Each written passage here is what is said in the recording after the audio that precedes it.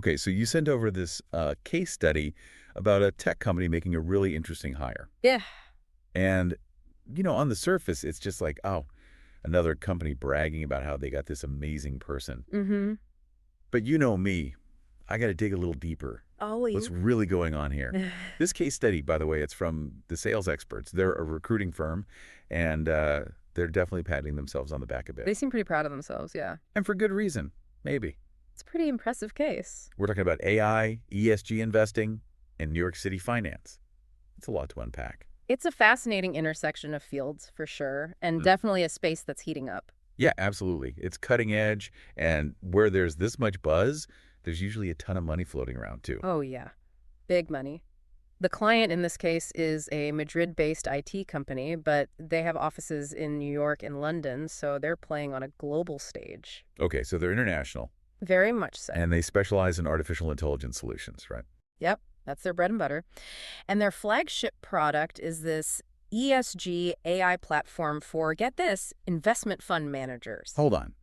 ESG. That's the was it environmental, social, and governance stuff? Yeah, that's the one. It's a big deal these days in the investment world. So basically, this platform helps investors figure out if a company is actually doing good for the world, not just, making empty promises. Precisely. It's all about transparency and accountability. Investors are getting more and more savvy. They don't just want to see profits, they want to know their money's being used responsibly. It's like put your money where your mouth is. Exactly. And this platform gives investors the tools to really evaluate a company's impact beyond just the financial bottom line. So this company, they need someone to sell this very specialized platform. And not just anyone. No, not just anyone. They wanted a top salesperson.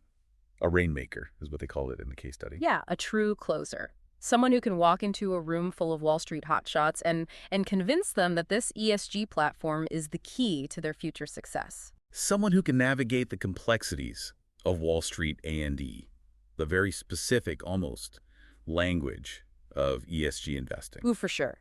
They needed someone with a deep understanding of both worlds. They laid out some pretty specific requirements in the case study, too. They wanted a master's degree, at least 3 years of experience in B2B sales, and, preferably with experience in ESG funds and investing.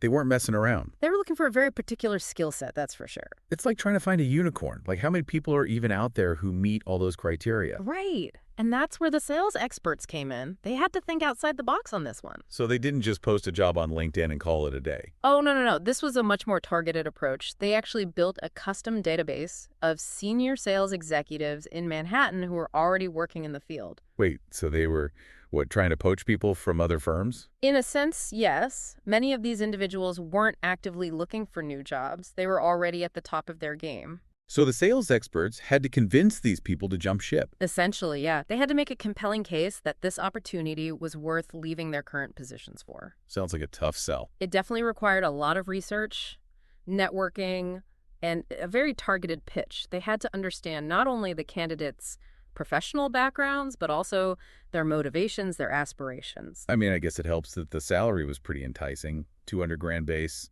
with potential to double that based on performance. Oh, yeah. The compensation package definitely played a role. It shows how much the client valued this position and how serious they were about finding the right person. It makes me kind of curious, like, what did the interview process look like? The case study mentioned, 8 stages on the client side? 8 stages, can you imagine? And then on top of that, they had to go through the sales expert's own evaluation process, too. Right. The Sales Hunter Intelligence Evaluation Assessment. What even is that? It sounds so intense. I know. It's not entirely clear from the case study, but I'm guessing it involves things like skills assessments, personality profiling. They were really trying to get a complete picture of each candidate. Almost like a psychological profile, maybe even? Maybe even some simulations, putting them through real-world scenarios to see how they'd perform under pressure. I wonder if they, put them in escape rooms or something. Who knows? But yeah, they definitely weren't messing around. And the craziest part, they found their unicorn in just 10 weeks. 10 weeks? Really? Yeah. They laid it out visually in the case study like a funnel. They started with 383 potential candidates and then narrowed it down to 30 for initial interviews, and then only 13 were presented to the client. And out of those 13, they found the one. Pretty incredible, right?